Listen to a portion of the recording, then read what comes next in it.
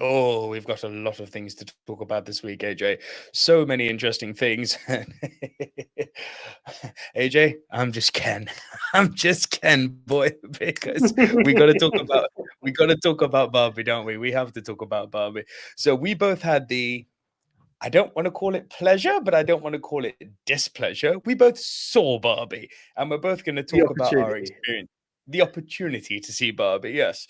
We're going to tell you about what we thought. But before we tell you what we thought, we need to discuss, I mean, the crazy, crazy box office weekend that Barbie has just had. And there's lots of things to celebrate in this box office result. It's good times. So, Greta Gerwig has made history as Barbie has the biggest opening weekend for a film directed by a woman ever. Barbie made 377 million at the box office, while Christopher Nolan's Oppenheimer, which we're going to discuss in our next story, took home 174 million. This is international, of course, making Barbenheimer biggest box office weekend of 2023 so far.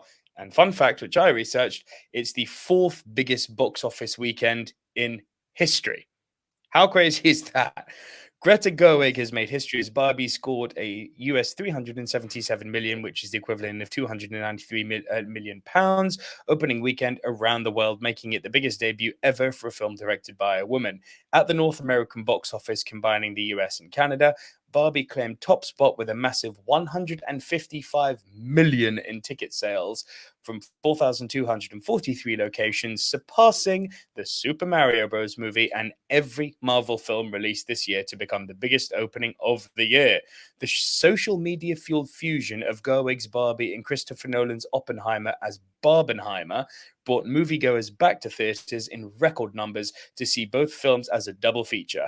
Oppenheimer also soared past expectations, taking in 80 million from 3,610 theaters in the US and Canada, making it Nolan's biggest non-Batman debut and one of the best movie ever starts for an R-rated biographical drama.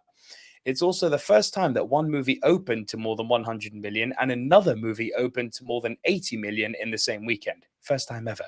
When all is settled on Monday US time, it will probably turn out to be the fourth biggest box office weekend of all time, which I've just said at the, now that we're recording on the Tuesday, that's happened.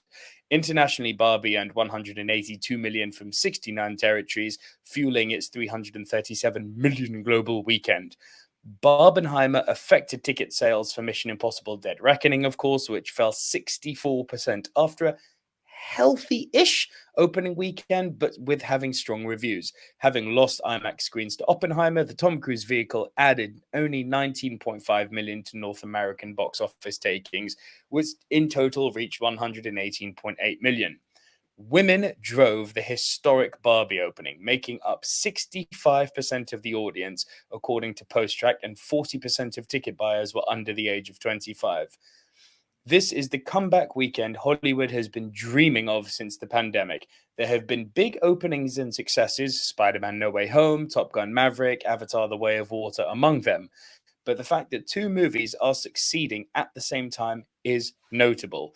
It was truly a historic weekend and continues the positive box office momentum of 2023, said Michael O'Leary, President and CEO of the National Association of Theatre Owners. And yet, in the background looms disaster as Hollywood studios continue to squabble with striking actors and writers over a fair contract. So, AJ, Barbie's done big, big, big, big business. Big business. Are you surprised at all about this? And what were your thoughts on Barbie? I'm not shocked because what I saw in the lead up to Barbie was every person excited for Barbie. People didn't want to admit they wanted to see Barbie. Mainly guys, I'm going to be honest, didn't want to admit they wanted to see it, but they knew they were going to see it. So me being one of the first to say I've actually seen it, they were like, "Oh, you've seen it? Like, what was it like?" And then they're like, "Yeah, I'm actually going to go and see it." So it came out of confession time.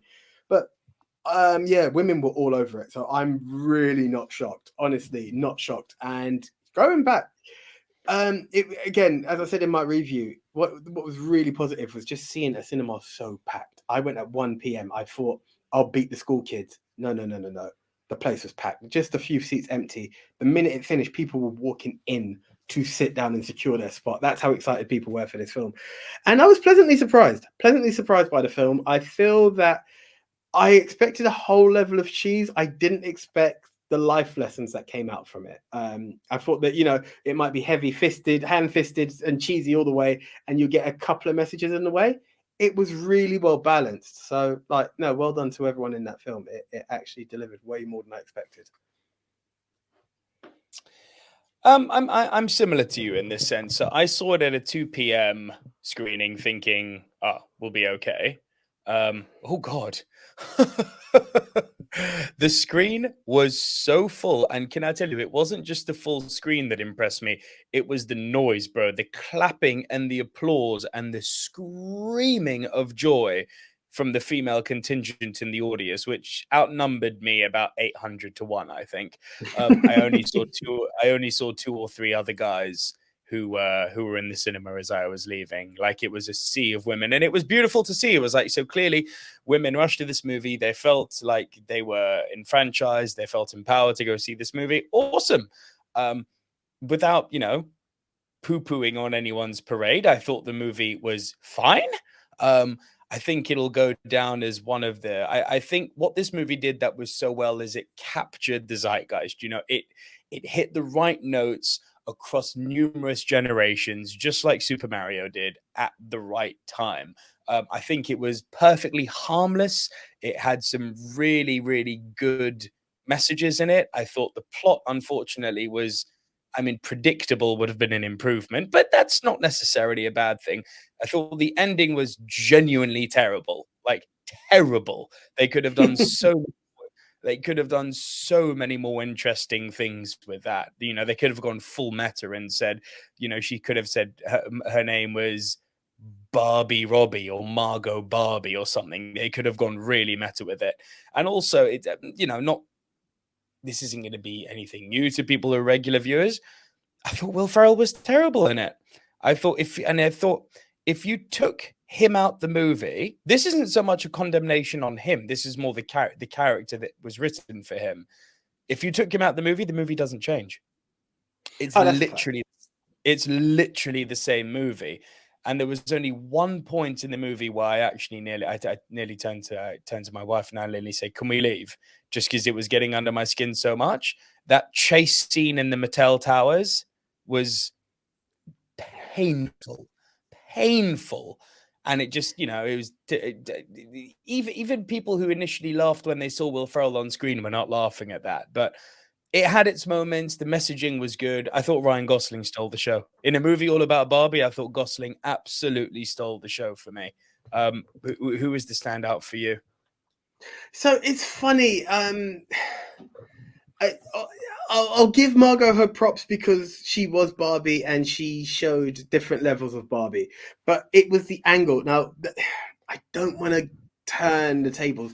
You were given one villain, going in, you expect that to be the villain, and then it turned into another, which then gave you an element of a different star emerging. So I could kind of agree with you on that. Like, I don't want to get into spoiler territory. I feel the film's still that bit too new, but it gave a different angle.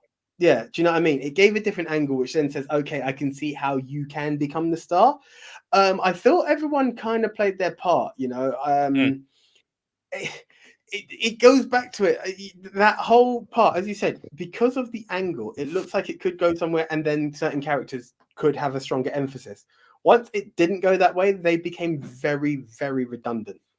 But it still played in. I just like the way they were very self-aware of the errors along the way in the world of Barbie. What I didn't like, and correct me if I'm wrong, and this is more for anyone who's played with Barbies, I'm not going to break it down to genders.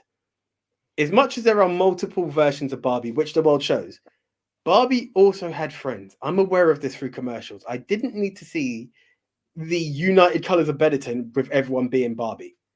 I don't mind if you call that one whatever one of Barbie's friends are. I'm not part of that crowd, but do you know what I mean?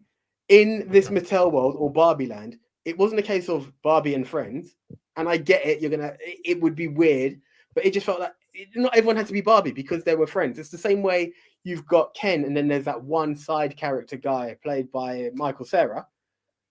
it would have been cool to have acknowledged that there are female women that aren't Barbie in Barbie world. That was the thing that kind of bugged me. And I feel there were certain times it did drag a tad, but apart from that, yeah, it was cool. Well, this is just it, you know. In reference to what you were saying about the movie dragging when you came out, it dragged because there was a lot of character. There were a lot of filler characters in this. You know, Michael Cera, take him out, movie's the same. Will Ferrell, take him out, movie's the same. Um, there was too much filler for a plot that was basically paper thin. But I don't want to detract from what was ultimately, for most, an incredibly positive cinema experience, and it should be celebrated for that. Any movie that can put bums in seats, irrespective of quality, to drive the message home that cinema is alive and well, gets a pass in my books. But I want to hear, have you guys seen Barbie? What do you all think of it? As always, please leave your thoughts and your comments down below, and we'll reply to you on the in the comment section. So see you guys down there.